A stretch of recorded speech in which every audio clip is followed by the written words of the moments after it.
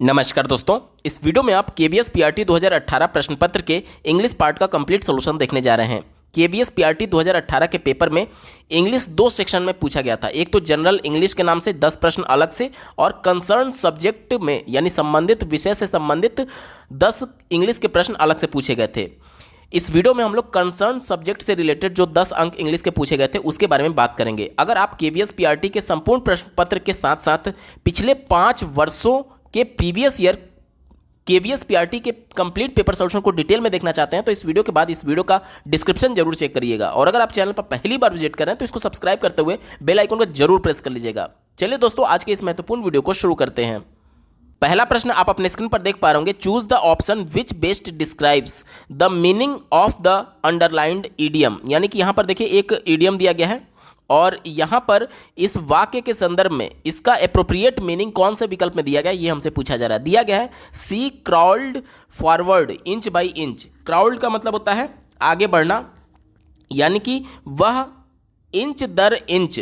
यहाँ पर क्राउल्ड का मतलब होता है एक तरीके से रेंगते हुए, और फॉरवर्ड का मतलब होता है आगे बढ़ना। क्राउल्ड का मतलब क्या होता है? रेंगते हुए, और फॉरवर्ड का मतलब आगे बढ़ना, यानी वह इंच दर इंच यानी कि धीरे धीरे रेंगते हुए आगे बढ़ी। अब यहाँ पर समझने वाली बात यह है कि जब हम लोग रेंगते हुए आगे बढ़ते हैं यानी कि पूरी सावधानी बरतते हैं कि कोई दुश्मन हमारी मूवमेंट को ना परख पाए। ठीक है, तो यहाँ पर इंच बाई इंच का क्या मीनिंग होगा वो हमें पूछा गया था। तो देखिए, धीरे धीरे हम लोग आगे बढ़ते हैं कि कोई हमारी मूवमेंट को जज ना कर पाए, और केयरफुली यानी कि सावधानी पूर्वक आगे बढ़ते हैं। ऑप्शन नंबर 4 बिल्कुल सटीक जवाब हो जाएगा। बाकी के विकल्पों पर एक बार चर्चा कर लेते हैं। पहला दिया गया है स्लोली, तो स्लोली तो ठीक है, लेकिन केयरलेसली की बात की जा रही है तो केयरलेसली नहीं होगा, हमारा उत्तर नहीं होगा। क्योंकि अगर केयरलेसली यानी कि लापरवाही से अगर बढ़ना रहता तब तो हम तेज से चले जाते, फिर हमें रेंगते हुए आगे बढ़ने की जरूरत क्यों पड़ती? तो ये गलत हो गया। लेजली बट केयरफुली, तो लेजी भी हमारा उत्तर नहीं होगा। और इसके बाद से क्विकली बट केयरफुली, ये भी उत्तर नहीं है। एक ही विकल्प बचा स्लोली एंड केयरफुली, इसका बिल्कुल अप्रोप्रिएट जवाब हो जाएगा। विकल्प नंबर 4 सही उत्तर है। अगला प्रश्न पूछा गया था, choose the option which best describes the meaning of the underline phrase in the given sentence. यहां पर एक वाक्य दिया गया है और एक अंडरलाइन फ्रेज है, इसका मीनिंग हमें बताना है। जल्दी से वाक्य को पढ़ लेते हैं। कहा जा रहा है कि who can say who will turn up next, यानी कि इसका हिंदी में मतलब हुआ कौन कह सकता है कि आगे कौन आएगा। ध्यान से समझिएगा, टर्न अप का मतलब होता है किसी एक जगह पर पहुंचना। जैसे कि अगर मैं इस सेंस में बोलूं कि एक बहुत बड़ी उपलब्धि किसी ने हासिल कर लिया जो कि पहला बंदा था, और अगर बोला जाए कि अब कौन कह सकता है कि इनकी जगह पर कोई दूसरा आगे आ सकता है, तो उस सेंस में हम लोग क्या कहेंगे कि कौन उस जगह पर पहुंच सकता है, पहुंचने के सेंस में है। तो दिए गए विकल्प में देखिए कौन सा पहुंचने के सेंस में। चौथे विकल्प से शुरुआत करें, डिपार्ट। डिपार्ट का मतलब होता है वहां से जाना या फिर छूट जाना, तो ये तो हमारा उत्तर होगा नहीं। विन का मतलब होता है जीतना, ये भी उत्तर नहीं होगा। विड्रॉ का मतलब होता है निकालने के सेंस में, तो ये भी उत्तर नहीं होगा। एक ही ऑप्शन बचा अराइव। अराइव का मतलब क्या होता है? किसी जगह पर पहुंचना, यानी कि जो कॉन्टेक्स्ट मैंने आपको बताया कि कोई एक बहुत प्रसिद्ध व्यक्ति हैं जो पहली बार उस जगह पर इकलौते बंदे हैं जो वहां तक पहुंच चुके हैं, उतनी प्रसिद्धि पाई है, तो वही बोला जा रहा है कि कौन कह सकता है कि अब अगला बंदा कौन आएगा, यानी कि उस जगह तक कौन पहुंच सकता है। तो ऑप्शन नंबर 3 अराइव इसका बिल्कुल सटीक उत्तर है। अगला प्रश्न पूछा गया था, choose from the given option the word similar in meaning to the one given below. यानी कि यहां पर एक शब्द दिया गया है और इससे सिमिलर मीनिंग वाला वर्ड हमें चुनना है।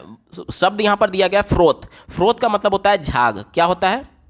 झाग होता है। ठीक है, तो कौन सा एक यहां पर शब्द है जो कि झाग से मिलता जुलता है? चौथा दिया गया ग्रॉस। ग्रॉस का मतलब होता है कुल या फिर सकल, तो ये तो उत्तर होगा नहीं। वेव का मतलब होता है लहर, तो ये भी हमारा उत्तर नहीं होगा। फ्रूटफुल यानी कि लाभदायक, तो ये भी हमारा उत्तर नहीं होगा। एक ही विकल्प बचा फोम। फोम का मतलब होता है झाग। जैसे कि जो हम लोग शेविंग करते हैं, दाढ़ी बनाते हैं, तो उसके लिए जो एक तरीके से फोम लगाते हैं, यानी जो झाग लगाते हैं, उस सेंस में यहाँ पर आप कह सकते हैं। या फिर साबुन का झाग हो सकता है, किसी भी चीज़ का झाग, झाग को ही फ्रोथ भी बोलते हैं। ठीक है, तो हमसे सिमिलर मीनिंग पूछा गया था, तो ऑप्शन नंबर 1 फ्रोथ फोम इसका बिल्कुल सटीक जवाब हो जाएगा। अगला प्रश्न पूछा गया था, choose the option to fill in the blank with the correct form of the verb. यानी कि यहां पर एक वाक्य दिया गया है और इस वाक्य में यहां पर आपको वर्ब फिल करना है, कौन सा करेक्ट फॉर्म है ये हमसे पूछा जा रहा है। ठीक है, चलिए जल्दी से पढ़ लेते हैं। दिया गया वेयर्स इज माई पेन, यानी कि मेरा पेन कहाँ है। कोई किसी ने जवाब दिया राम डैश इट यस्टरडे, यानी कि राम ने इसे कल खो दिया, उस सेंस में यहां पर आया है। एक बंदे ने प्रश्न पूछा कि मेरा पेन कहाँ है, तो किसी ने जवाब दिया कि राम ने इसे कल खो दिया, उस सेंस में यहां पर आया है। तो अब देखिए यहां पर आपको ध्यान देने वाली बात है, यहां पर यस्टरडे आया हुआ है, यानी कि ये कंफर्म है कि ये पास्ट टेंस की बात करेगा, पास्ट टेंस की बात करेगा। तो उस हिसाब से पहले तो उन विकल्पों को हटा दीजिए जो कि पास्ट के अलावा किसी और टेंस में बात कर रहे थे। जैसे कि देखिए हैज लॉस्ट, हैज के साथ वर्ब का थर्ड फॉर्म यूज किया गया है। ये किस में होता है? ये प्रेजेंट परफेक्ट में होता है, हैज प्रेजेंट में यूज किया जाता है। तो ये तो हमारा उत्तर होगा नहीं, क्योंकि यहां पर यस्टरडे की बात कर रहा था, यानी पास्ट की बात कर रहा था। वुड लूज, वुड का भी यूज नहीं होगा, क्योंकि वुड हम लोग कहीं ना कहीं इस सेंस में प्रयोग करते हैं कि वह पेन खो रहा होगा, यानी कि कहीं ना कहीं ये पास्ट टेंस के तौर पर नहीं देखा जा सकता। तो ये भी हमारा उत्तर नहीं होगा। उसके बाद से देखिए हैड लॉस्ट भी यहां पर उत्तर नहीं होगा। क्यों नहीं होगा? क्योंकि मैंने आपको इसका मतलब बताया कि राम ने इसे खो दिया, राम ने इसे कल खो दिया। तो यहां पर हैड लॉस्ट नहीं होगा, बल्कि लॉस्ट होगा, क्योंकि राम ने इसे खो दिया, यानी कि ये पास्ट इंडेफिनिट टेंस है, और पास्ट इंडेफिनिट टेंस में वर्ब का सेकंड फॉर्म यूज किया जाता है। देखिए पहले ये सब्जेक्ट हो गया, इसके बाद से वर्ब का सेकंड फॉर्म हो जाएगा, उसके बाद से यहां पर ऑब्जेक्ट आ जाएगा, ठीक है। और यहां पर देख लीजिए, यहां पर लॉस्ट जो है वो वर्ब का सेकंड फॉर्म है, तो यहां पर आपको लॉस्ट यूज करना होगा। तो हमारा उत्तर क्या हो जाएगा? हमारा उत्तर बनेगा ऑप्शन नंबर 2, यानी कि वेयर इज माई पेन, मेरा पेन कहाँ है? तो किसी ने जवाब दिया राम लॉस्ट इट यस्टरडे, यानी कि राम ने इसे कल खो दिया। अगला प्रश्न पूछा गया था, choose the correct option to fill in the blank in the following sentence. यहां पर एक वाक्य दिया गया है और यहां पर हमें करेक्ट ऑप्शन को फिल करना है। दिया गया है ही rules dash a vast empire. Vast का मतलब होता है बड़ा, बहुत बड़ा, और एम्पायर यानी कि साम्राज्य। यानी कि देखिए रूल्स यूज किया गया, यानी कि वर्ब के फॉर्म में यस या फिर ईएस किस में यूज होता है? ये प्रेजेंट इंडेफिनिट में होता है। और यानी कि इसका अर्थ क्या हो जाएगा? ये प्रेजेंट इंडेफिनिट का टेंस है। इसका मतलब ये हुआ कि वह एक बड़े साम्राज्य पर राज्य करता है, ठीक है, बड़े साम्राज्य पर राज्य करता है, उस सेंस में यहां पर आया हुआ है। तो अब हमें यहां पर डैश की जगह क्या भरना होगा? वह बड़े साम्राज्य पर राज्य करता है, ठीक है। तो देखिए एट होगा नहीं, इनटू यानी बड़े साम्राज्य में राज्य नहीं करता है, ये भी नहीं होगा, एक ही विकल्प बचा। वैसे भी रूल के साथ हमेशा ओवर आता है, ठीक है। तो हमारा उत्तर क्या हो जाएगा? ऑप्शन नंबर 3 ओवर इसका बिल्कुल एप्रोप्रिएट जवाब हो जाएगा। अगला प्रश्न पूछा गया था, choose the option to fill in the blank in the following sentence with correct form of the verb. यानी कि कहा जा रहा है कि यहां पर एक वाक्य दिया गया है और यहां पर एक वर्ब मिसिंग है, इसका करेक्ट वर्ब फॉर्म कौन सा होगा ये हमसे पूछा जा रहा है। ध्यान से समझिएगा वाक्य क्या दिया गया है, we dash Ram and Shyam for many years. यानी कि यहां पर वर्ब देखिए सभी में नो की बात की गई है, यानी कि नो मतलब होता है जानना, यानी कि इसका अर्थ क्या निकलेगा? इसका अर्थ निकलेगा कि राम और श्याम को हम बरसों से जानते हैं, बरसों से जानते हैं, यानी कि सीधे तौर पर ये प्रेजेंट टेंस है, सीधे तौर पर प्रेजेंट टेंस है। अब हमें ये कंफर्म करना होगा कि प्रेजेंट में भी 4 टेंस होते हैं, सब टेंस जिसे आप बोलते हैं, जैसे कि present indefinite, present continuous, present perfect और प्रेजेंट परफेक्ट कॉन्टिन्यूअस। अब देखिए क्या वो इसका अर्थ क्या निकला था? राम और श्याम को हम बरसों से जानते हैं। जैसे कि किसी से परिचय मान लीजिए बहुत पहले से है, तो इसका मतलब ये थोड़ी है कि आप उसको आज भी उससे परिचित करेंगे। जैसे कि आपका परिचय किसी आपके फ्रेंड से 5 साल पहले हो चुका है, तो आज वो परिचय का दौर जारी थोड़ी रहेगा, आप तो पहले ही परिचित हो चुके हैं ना। यानी कि ये काम अभी वर्तमान में जारी नहीं है, यानी कि कंप्लीट हो चुका है, पूर्ण हो चुका है। तो प्रेजेंट टेंस में कौन सा ऐसा टेंस होता है जो कि कंप्लीट हो चुका होता है? तो उसे हम लोग बोलते हैं प्रेजेंट परफेक्ट टेंस, यानी कि काम कंप्लीट हो चुका है वर्तमान में, ठीक है। यानी कि देखिएगा प्रेजेंट परफेक्ट टेंस में जो स्ट्रक्चर होता है वो क्या होता है? जो स्ट्रक्चर होता है वो होता है सब्जेक्ट प्लस हैज या फिर हैव प्लस वर्ब की थर्ड फॉर्म। अब हैज या फिर हैव कैसे सेलेक्ट किया जाता है? ये सब्जेक्ट के अनुसार सेलेक्ट होता है। अगर सब्जेक्ट सिंगुलर है तो हैज लगेगा, और अगर सब्जेक्ट प्लूरल है तो हैव लगेगा। यहां पर सब्जेक्ट हमारा क्या है? प्लूरल है, वी यानी प्लूरल, यानी हम सब की बात की जा रही है, तो सब्जेक्ट प्लूरल है तो हमारा हैव लगेगा। यानी कि हैव प्लस वर्ब की थर्ड फॉर्म, वर्ब क्या था? नो था, नो का थर्ड फॉर्म क्या होता है? नोन होता है, यानी हैव नोन हमारा सही जवाब हो जाएगा। चलिए चौथे विकल्प से शुरुआत करते हैं। दिया गया है have been knowing. Have been knowing ये किसका स्ट्रक्चर है? यहां पे देखिए हैज या फिर हैव बीन प्लस वर्ब का आईएनजी फॉर्म, ये प्रेजेंट परफेक्ट कॉन्टिन्यूअस में यूज होता है, जो कि हमारा उत्तर नहीं होगा। क्योंकि प्रेजेंट परफेक्ट कॉन्टिन्यूअस का मतलब क्या होता है कि जो काम कुछ कंप्लीट हो चुका है जो वर्तमान में भी जारी है। अब मान लीजिए कि मैं किसी से परिचित हूं, तो वो काम परिचित होने का तो कंप्लीट हो चुका है ना। अब ऐसा थोड़ी है कि मैं लगातार उससे परिचय ही करता रहूंगा, परिचय ही करता रहूंगा। यहां पर जब मैं ये बोल रहा हूं कि राम और श्याम को हम लोग पहले बहुत वर्षों से जान रहे हैं, इसका मतलब बहुत वर्षों पहले ही परिचय होने का काम कंप्लीट हो चुका है। अब ये वर्तमान में थोड़ी होगा कि रोज रोज मैं उससे परिचय करूंगा, यानी कि ये प्रेजेंट परफेक्ट कॉन्टिन्यूअस नहीं होगा। इस वजह से ये उत्तर गलत हो गया। नो भी नहीं होगा, क्योंकि जो वर्ब का यस या फिर ईएस या फिर without yes ES verb use किया जाता है वो प्रेजेंट इंडेफिनिट में यूज किया जाता है। ये वाक्य जो है वो प्रेजेंट इंडेफिनिट नहीं है बल्कि प्रेजेंट परफेक्ट है। इस वजह से ऑप्शन नंबर 2 हैव नोन यहां पर बिल्कुल एप्रोप्रिएट जवाब हो जाएगा। उम्मीद करता हूं आपको बेहतर ढंग से समझ में आया होगा। अगला प्रश्न पूछा गया था, choose the option in which each word in the following table has been correctly matched with its respective part of speech। यानी कि यहां पर देखिए 4 शब्द दिए गए हैं, इन चारों शब्दों का जो पार्ट ऑफ स्पीच है वो कौन सा पार्ट ऑफ स्पीच है, किस ऑप्शन में ये करेक्टली मैच्ड है, ये हमसे पूछा जा रहा है। ठीक है, चलिए। फोमी का मतलब होता है झागदार, फोमी का मतलब होता है झागदार। जैसे कि अगर मैं आपको एक एग्जांपल दूं कि दिस सोप इज फोमी, यानी इसका मतलब क्या हुआ कि यह साबुन झागदार है। तो यहां पर देखिए फोमी किसका विशेषता बता रहा है, झागदार क्या है, साबुन है। साबुन क्या है, नाउन है। तो जो शब्द नाउन या फिर प्रोनाउन की विशेषता बताते हैं उसे हम लोग क्या बोलते हैं, एडजेक्टिव बोलते हैं। तो फोमी क्या हो जाएगा, फोमी हमारा एडजेक्टिव हो जाएगा। फोमी क्या हो जाएगा, एडजेक्टिव हो जाएगा। चारों विकल्पों में देखिए एडजेक्टिव ऑप्शन नंबर 2 में बात की गई है। ठीक है, चलिए।